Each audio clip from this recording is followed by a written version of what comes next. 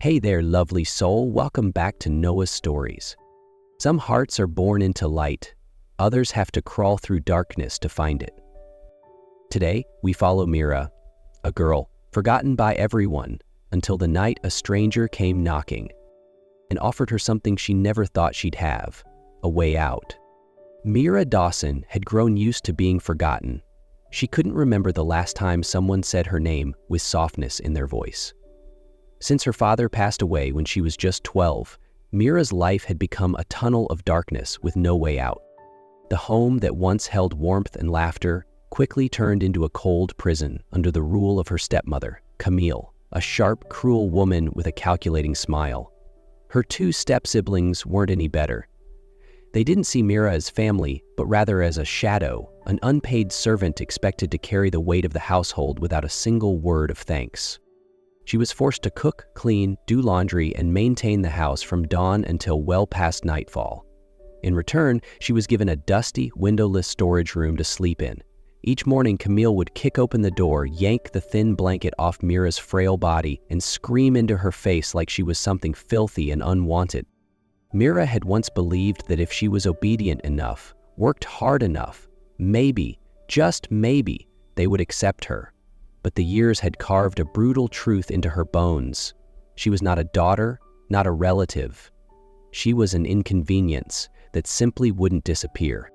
And though her heart was tired, battered, and worn, Mira still clung to a fragile hope that one day, someone, anyone, would finally see her. That night was colder than usual, the wind slipping through every crack in the old house, making Mira curl tighter under her threadbare blanket. She had no idea it would be the last night she'd ever belonged to this place, though truthfully, it had never felt like home. A knock shattered the silence. Loud, sharp, and commanding. Mira held her breath. Camille, on the other hand, smiled. A calculated, cruel smile. "He's here," she said, then turned to Mira like she was an item ready for delivery. "Pack your things, Mira. You're leaving," Camille said casually. But her words froze Mira's blood. "Where? Why?" Mira stammered. "Someone's agreed to take you." "Shocking, I know," Camille sneered. "But they paid well, and I won't have to look at your face anymore." Before Mira could respond, the front door creaked open. The man who stepped inside made the air still. Dominic Rains. Tall, cold, unnervingly perfect, his presence sucked the warmth from the room. His eyes, sharp as steel, swept across the space until they landed on her. He didn't speak, just nodded once, and two men in dark suits moved toward her. "No, you can't do this," Mira screamed, thrashing, tears streaming down her face. But no one cared. Camille simply folded her arms and watched with satisfaction. "Don't act like a martyr," she said flatly. "I just did you a favor. At least this time, you're worth something." And just like that, Mira was taken like property traded for profit. What she didn't know was that the man standing at the door, Dominic, was about to change everything. The car sped through the night, streetlights casting blurred streaks of gold across the windows. Mira sat pressed against the door, hands gripping the fabric of her dress, her heart still trembling with fear. She didn't dare glance at the man beside her. Dominic Rains, the one who had just bought her like property. The silence was suffocating until Dominic finally spoke. "Who made you believe you weren't worthy of kindness?" His voice wasn't loud, but it carried a chilling weight. Mira froze. She didn't know why that question made her throat tighten so painfully. "My father died when I was 12, she whispered. "After that, I wasn't a person to them anymore." Dominic said nothing, his gaze fixed on her. "They made me work like a servant. If I made a mistake, they hit me. When I tried to escape once, they locked me in the basement. 3 days. No light, no water, no food." She paused, her voice cracking. "My stepmother said I was worthless, that no one would ever love me, that I was nothing, and I believed her.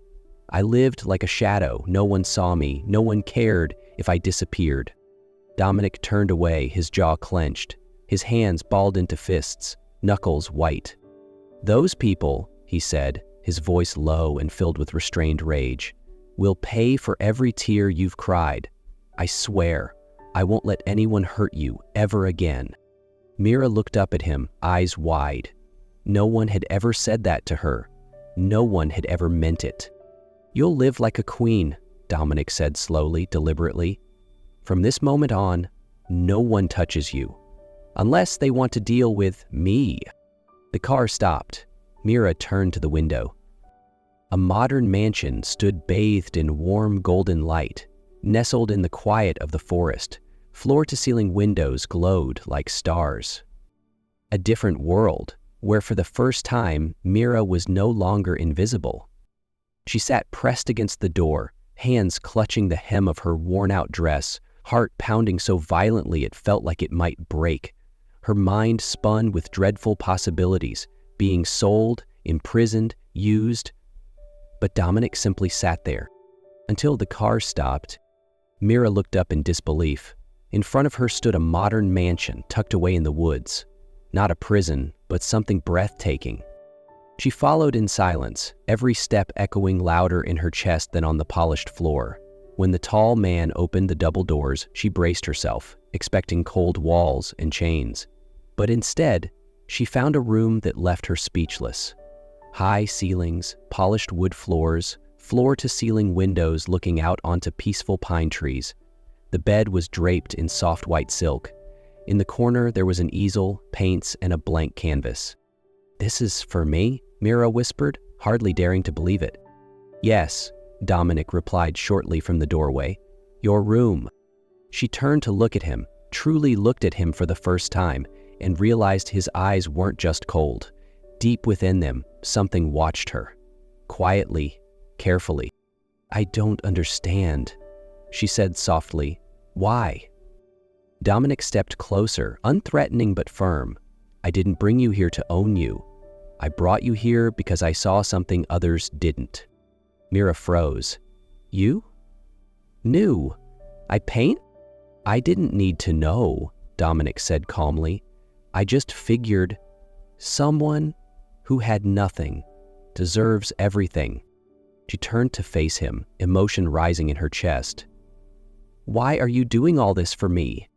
He paused before answering, his voice slow and steady. "I thought I understood cruelty, and then I saw you, and I realized I hadn't seen anything." He stepped forward, his eyes locked on hers. "You're not property, not a burden. You're a survivor, a testament to strength, and I won't let anyone, not even you, forget that." His words weren't poetic, but they sank deep into her bones. Mira had spent years believing she didn't deserve to exist, but now this man, powerful, composed, was looking at her like she was the most valuable thing in the world. "I don't know if I can believe it," she whispered, voice cracking under the weight of emotion. "You don't have to believe it yet," he said, taking another step. "You just need to know, starting now, no one gets to define you but you." Mira stood there, in the warm quiet of that room, with a heart that for the first time in years felt safe. Day by day, Mira slowly adjusted to her new life. A life with no yelling, no contempt, and no fear of simply existing. But what confused her most was Dominic. He was unlike any man she had ever known. He didn't dominate, didn't control, didn't touch her without permission. He existed like a quiet constant, never suffocating, never absent. Each morning, Dominic would set a cup of tea beside her easel without a word. At dinner, he always invited her to eat at the same table, not as a guest, but as an equal. He never pried into her past unless she offered, and when she flinched at loud noises or spilled her drink from nerves, he'd simply nod, as if to say, "I understand." One afternoon, while Mira was halfway through painting a dreamlike garden, Dominic paused behind her. "That scene is at a place you used to dream of?" he asked, his voice low and calm. She froze, then nodded slowly. "When I was little, I used to draw a place like that. Peaceful, no yelling." Dominic was quiet for a moment, then said, "That dream will be real from now on. After that day, Mira noticed how her heart skipped when she saw Dominic standing quietly in a doorway. At dinner, he always let her sit by the window, the warmest, softest spot. One night, she fell asleep on the sofa, book in hand.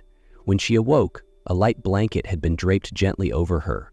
Dominic was working at a desk nearby, silently, not waking her, not speaking. It was the first time Mira felt her heart open, not because of a grand gesture or romantic words, but because of quiet presence, unspoken patience, safety without demand. Love, for Mira, didn't arrive like lightning. It came slowly, with every step of trust. The weeks that followed felt like another world to Mira. She slept in a bed softer than any dream, woke up to sunlight streaming through wide glass windows, and every morning fresh flowers were placed on her table, a quiet reminder that she mattered. Dominic never rushed. He didn't press her for answers or invade her space. He never touched her without permission. But the way he looked at her, when she painted, when he brought her tea or simply stood silently nearby, made Mira feel seen. Then one day, Dominic invited her on a trip. He didn't say where, just you need a place with no past.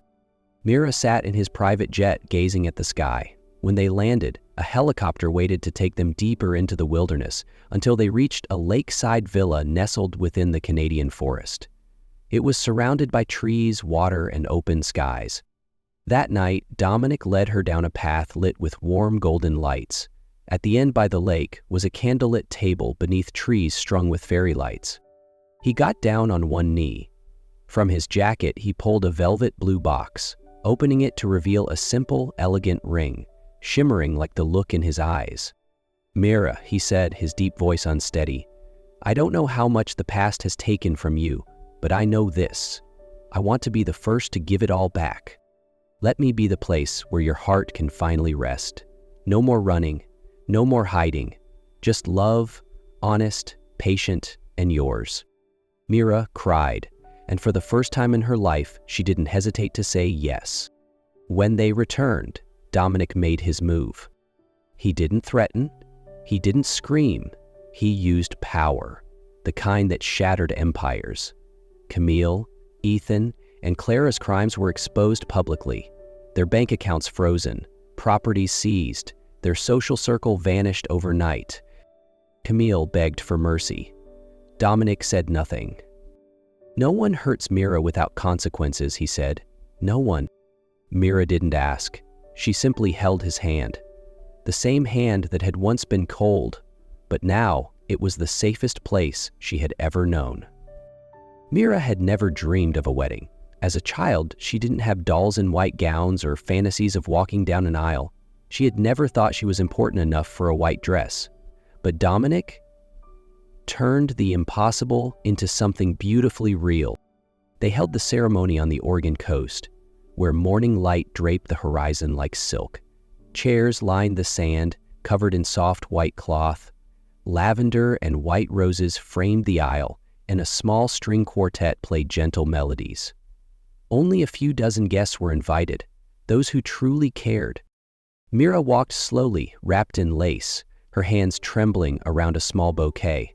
Dominic stood beneath the floral archway, his eyes never leaving her. The moment her hand touched his, the world seemed to fall silent. Their vows weren't grand, but so sincere they moved everyone to tears. "I won't promise to be perfect," Dominic said, voice steady but low with emotion. "But I promise to be your shelter, the last to leave, and the first to stand up for you." Mira could only whisper, "I believe you." As they exchanged rings, Dominic leaned in close, his lips near her ear, and in a voice rough, low, and filled with unshakable intent, he whispered, "You're mine forever." Mira's entire body softened at those words, not out of fear, but because it wasn't possession. It was a vow that would never break. That night, Dominic didn't rush. The room was bathed in candlelight, windows open to the hush of the ocean. Mira stood by the edge of the bed, heart pounding not from fear, but because, for the first time, she felt chosen. Dominic walked to her, but didn't touch immediately. He held out his hand, waiting for hers. "We'll only do what you want," he said, looking directly into her eyes, gentle but unwavering. "Tonight isn't about giving anything away. It's about you receiving." And when their lips met, soft as a breeze over the lake, Mira knew. For the first time, she was being loved in a way that didn't hurt. There was no urgency, only tender gestures, whispered reassurances, and a space where she could just be, without fear, without pretending to be strong. Dominic didn't take her, he held her, as if holding a part of his soul, the girl he once promised to protect. That night, two hearts met not in need, but in healing. And from that night on, Mira knew she had truly stepped into a new life. After their wedding, they moved into a seaside villa along the Oregon coast, where the sun was soft and the air always carried a salty kiss. Dominic built her an art studio with glass walls facing the ocean. Whenever Mira painted, he often stood quietly behind her, not saying a word, but his proud eyes said everything. Their love wasn't loud. It was constant, steady. Dominic never stopped finding ways to make Mira smile. A handful of wildflowers, a night under a blanket watching old films, or simply sitting beside her, holding her hand like it was the most precious thing in the world. Then, one spring afternoon, Mira found out she was pregnant. She walked into Dominic's office, holding the test, eyes brimming with tears. He looked up and immediately stood. "Is it true?" he asked, rushing toward her. She nodded, unable to speak. Tears slipped down before she could stop them. Dominic pulled her into his arms, holding her so tightly she could hardly breathe. He kissed her forehead, her cheeks, and whispered, "Thank you. Thank you for giving me a family." From that day on, he rarely left her side. He cooked her meals, massaged her feet when she was tired, and every night he'd read to her and the baby with a voice so calm, so deep, it felt like the safest sound in the world. When Mira gave birth, a baby girl with dark, curious eyes and soft curls like Dominic's, he cried. The man who once made titans tremble now shook as he held his daughter, whispering his first promise, "I will protect you, just like I protected your mother." Time passed like the wind. Their daughter grew in love, and Mira became a true artist. Her first exhibition, titled "I Was Seen," attracted thousands. Dominic stayed beside her, never letting go of her hand, his eyes glowing with pride. In an interview, when asked, "What helped you survive and become who you are today?" Mira smiled gently and said, "Because someone saw not who I was, but who I could be. And sometimes, one gaze is enough to bring a soul back to life." Thank you for staying till the end, lovely soul. Mira's story reminds us, sometimes it only takes one person to see our worth, and everything can change. If this touched your heart, don't forget to like, subscribe, and share it with someone who needs hope today. And tell me in the comments, what part of Mira's story spoke to your heart the most? I'd love to hear your thoughts in the comments, and see you in the next story.